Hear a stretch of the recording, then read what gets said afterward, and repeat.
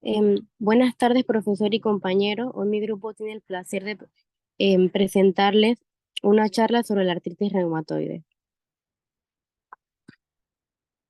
Siguiente diapositiva.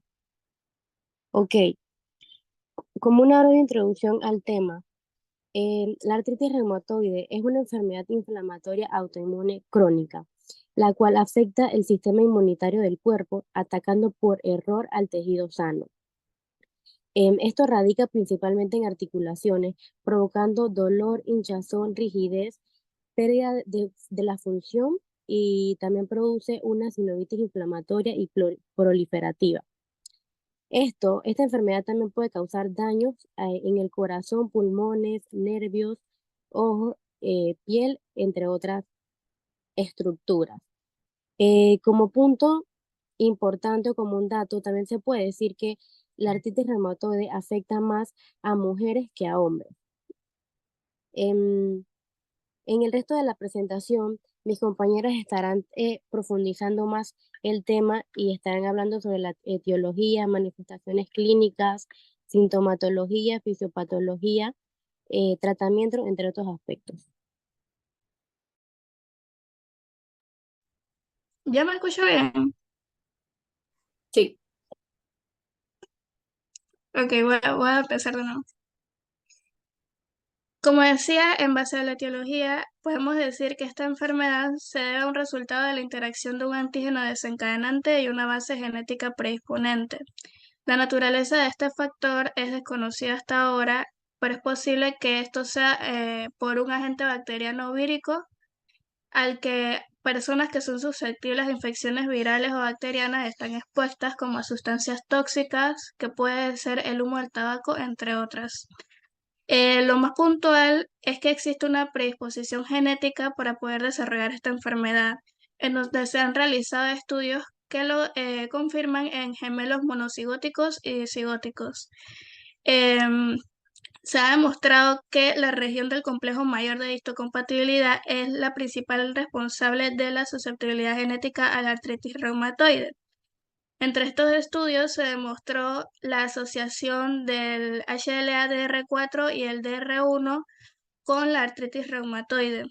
Y por estudios serológicos se demostró que hay diferentes alelos, principalmente del HDL-R4, que son asociados a esta enfermedad, los cuales vendrían siendo principalmente, como podemos ver en la imagen, el HLDRB1 0101 y el 0404. También está el 0405. Esta asociación de los diferentes alelos a esta enfermedad se debe principalmente a que comparten un etiopo de 5 aminoácidos ricos en residuos básicos en la cadena BET de la molécula de HLA-DR. Esto también sugiere que todos conservan la capacidad de poder presentar los mismos péptidos derivados del mismo autoantígeno presente en las articulaciones. También podemos decir que el gen ICB está situado en la región del el complejo mayor de histocompatibilidad de la clase 3. Este también está asociado a la enfermedad. Siguiente. Ok, en la manifestación clínica, primero que todo debemos entender que la artritis reumatoide no solamente afecta a las articulaciones, sino que también hace una afectación extraarticular. En la sintomatología articular, podemos decir que esta es una poliartritis que afecta las extremidades superiores, produciendo una artritis simétrica del carpo y articulaciones interfalángicas proximales. También puede afectar cualquier articulación de artrodial. En la muñeca tenemos que se pueden dar roturas tendinosas de flexores o extensores en una artritis reumatoide muy avanzada. También podemos decir que en la afectación del hombro y del codo está la sinovitis en el hombro, en donde se dan lesiones del manguito de los rotadores o una luxación superior de la articulación glenohumeral.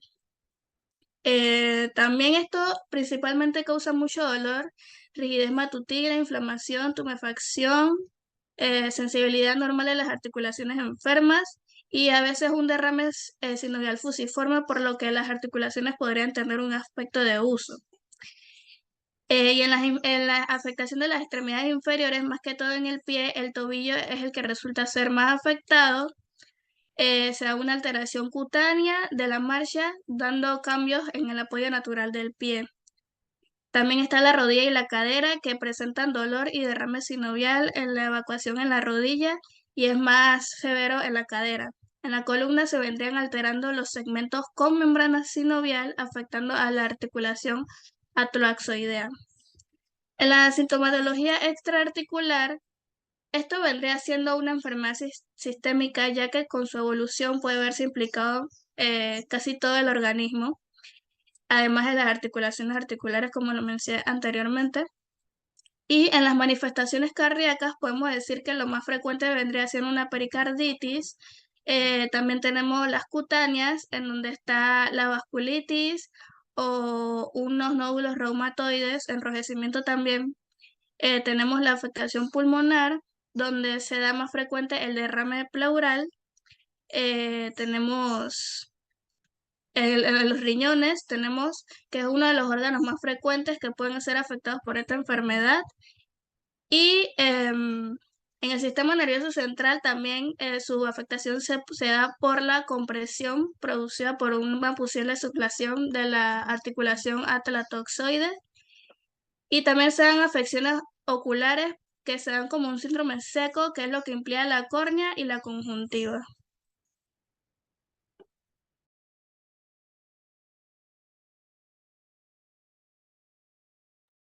Ok, ahora vamos a hablar de lo que es la fisiopatología. Sabemos que esto es una enfermedad autoinmune, por lo que tiene que ver con una respuesta inmunológica de nuestro propio sistema hacia células que están relativamente bien. Sabemos que esto puede ser causado por patógenos externos como el tabaquismo, que ya lo mencionaron, o factores genéticos. El proceso inicia con una respuesta inmunitaria, sobre todo los linfocitos T. Los más presentes son el linfocito T helper 1 y el T helper 17. Estos son presentados, se les presenta un antígeno por las células presentadoras de antígenos y estos linfocitos se activan y sintetizan lo que es el interferón y la interleucina 17 e interleucina 7, que son los principales componentes para el proceso inflamatorio, ya que se encargan del reclutamiento de células proinflamatorias. Y esto da lo que es resultado la activación de estas, como por ejemplo la activación de un macrófago. Disculpe.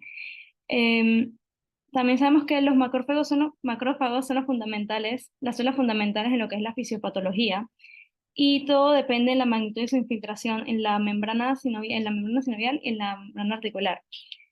Em, Todo esto es debido a que secretan mediadores proinflamatorios claves como lo es el factor, el TNF, que significa factor de necrosis tumoral, y la interleucina 1 beta. Estos cumplen la función de reclutamiento de células proinflamatorias, la activación de osteoclastos y la producción de las proteasas. Hablando un poquito más de cada una de esas funciones, se sabe que el tejido inflamatorio adquiere la capacidad de invadir y destruir lo que es el cartílago, como se ve en la imagen abajo. Eh, la membrana se va inflamando, que es el borde más externo, ahí se presenta la inflamación. La activación de los osteoclastos del hueso periarticular, que son los huesos adyacentes o al lado que forman la articulación, se les conduce a la resorción y forman erosiones óseas, lo que es característico de esta enfermedad, y produce lo que es la anquilosis, que es que erosionan y se vuelven, ya que son más débiles y se vuelven como uno. Esto causa rigidez, que es lo característico de la enfermedad. Al igual que entonces la producción elevada de proteasas, que son enzimas degradadoras de proteínas. Su aumento es lo que hace que la degradación de las mucoproteínas del cartílago, volviéndolos en conjunto, todo esto hace que es lo que causa los daños en las articulaciones. Es importante mencionar que hay inhibidores naturales de las citocinas proinflamatorias. Estos están incrementados, pero no lo suficiente como para contrarrestar los efectos.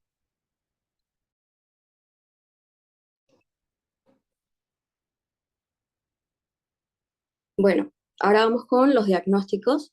Tenemos diagnóstico diferencial, donde aquí tenemos una gran lista sobre las enfermedades y los síntomas que pueden ser similares a los de la artritis reumatoide. Entre ellos, empezando con la fibromialgia, con el síntoma de la inflamación dolorosa. Para poder descartar la fibromialgia, se utiliza la prueba del análisis de los anticuerpos reumatoides. O sea que sí daría positivo para la AR o artritis reumatoidea. También tenemos la artrosis y la artritis psoriásica, donde hay dolor, hinchazón, rigidez de las articulaciones, y la prueba diferencial de la artrosis sería la prueba de imágenes, mientras que la artritis psoriásica sería la prueba de factor reumatoide. También tenemos la artritis idiopática juvenil, donde hay dolor, hinchazón, rigidez, sensación de calor de las articulaciones, y aquí su prueba diferencial sería el factor reumatoide. Si nos vamos con la lupus, tenemos dolor, inflamación, cansancio, rigidez matutina, pérdida del apetito, y aquí sí sería su prueba diferencial, tenemos factor reumatoide y la radiografía. Pero si queremos descartar la AR, la lupus tiene una prueba que sería de anticuerpos antinucleares, cosa que si daría positivo, entonces se descarta la AR. Tenemos la gota, que hay dolor e hinchazón de las articulaciones. Aquí específicamente su prueba diferencial sería el diagnóstico de la gota, donde las personas con gota van a presentar niveles altos de ácido úrico en la sangre. Por ende, se eliminaría o se descarta la artritis reumatoide. Si nos vamos ahora con las pruebas de gabinete, tenemos análisis de sangre, entre ellas la que más mencioné, el factor reumatoide. También hay pruebas de anticuerpos anti-PCC, pruebas de proteínas C reactivas o PCR, velocidad de sedimentación globular, USG, donde una persona que tiene AR va a presentar niveles muy altos en todas estas pruebas. También hay pruebas que van a indicar si la artritis reumatoide va a estar activa, como lo es la prueba de proteína C reactiva, PCR, o la velocidad de sedimentación globular, VCG. También tenemos exploración de diagnóstico de imágenes, como lo son las radiografías, las resonancias magnéticas, la ecografía y la TC, donde aquí se van a usar para poder observar las articulaciones afectadas, si hay alguna anomalía en los huesos o tendones, tejidos, si hay anomalías en los ligamentos o un derrame articular, entre otras. También tenemos análisis de líquido sinovial, donde se va a extraer el líquido de la articulación y luego se va a comparar con el de la artritis reumatoide para ver si da positivo. Puedes pasar, gracias.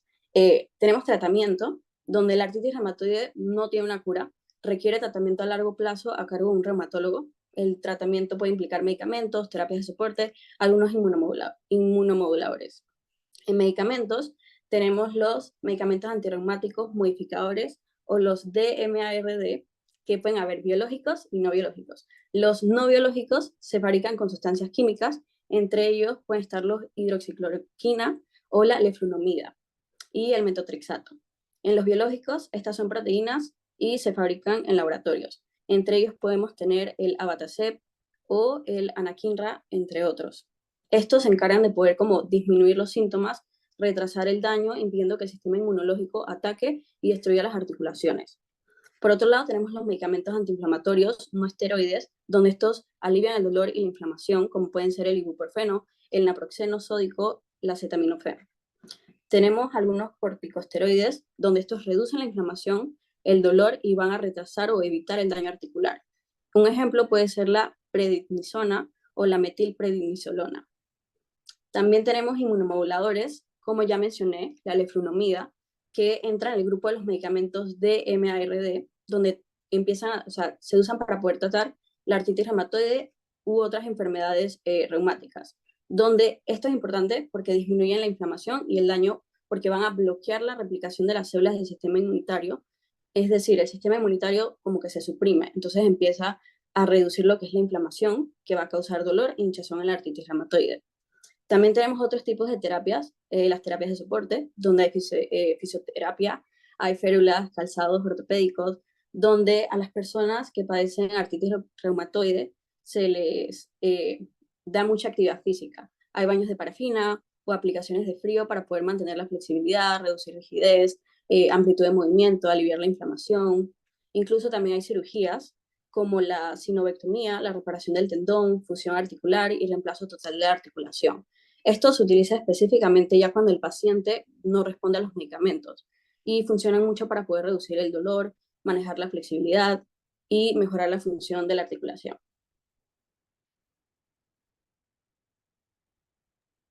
Bien, como discusión, tenemos que en la introducción podemos destacar la naturaleza inflamatoria y autoinmune de la artritis reumatoide, centrado en sus efectos perjudiciales en las articulaciones y sus posibles impactos en los órganos.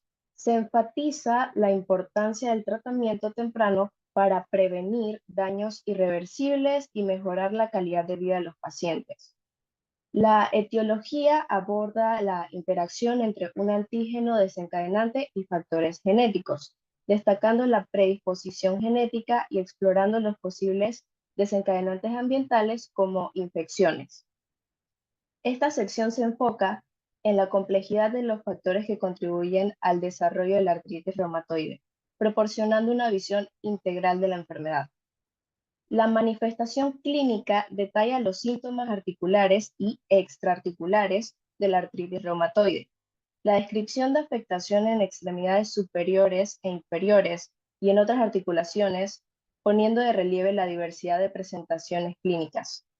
Además, la mención de manifestaciones extraarticulares como afectaciones cardíacas, pulmonares, renales y oculares destaca la naturaleza sistémica de la enfermedad. La sección de fisiopatología profundiza los mecanismos autoinmunes y la respuesta inflamatoria que caracteriza a la artritis reumatoide. La participación de las células como linfocitos T, macrófagos y la producción de citocinas proinflamatorias proporcionan una comprensión más profunda de los procesos que conducen al daño articular. La inclusión de pruebas de laboratorio como el factor reumatoide y técnicas de imagen como radiografías son fundamentales para confirmar el diagnóstico y evaluar la extensión del daño articular. En cuanto al tratamiento, se mencionan enfoques multidisciplinarios, incluyendo medicamentos, cambios en el estilo de vida, fisioterapia, ejercicio y cirugía.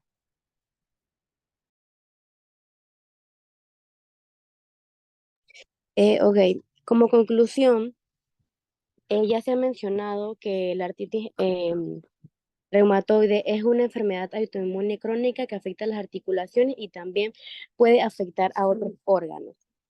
También se puede mencionar que esta enfermedad se caracteriza por la presencia de linfocitos T en un ambiente sinovial con un estatus de activación temprana manifestada por la expresión de CD69 en la membrana de los linfocitos sinoviales, provocando así la enfermedad ya mencionada. Incluso también los factores genéticos, ambientales e inmunodeficientes interfieren en el desarrollo de la enfermedad, transformándola así en una afectación muy compleja que requiere de cuidados especiales. Por lo tanto, es de suma importancia que se haga un diagnóstico temprano para determinar un tratamiento adecuado al paciente y así mejorar su calidad de vida y a su vez prevenir que tenga lesiones o deformidades severas en las articulaciones. Muchas gracias.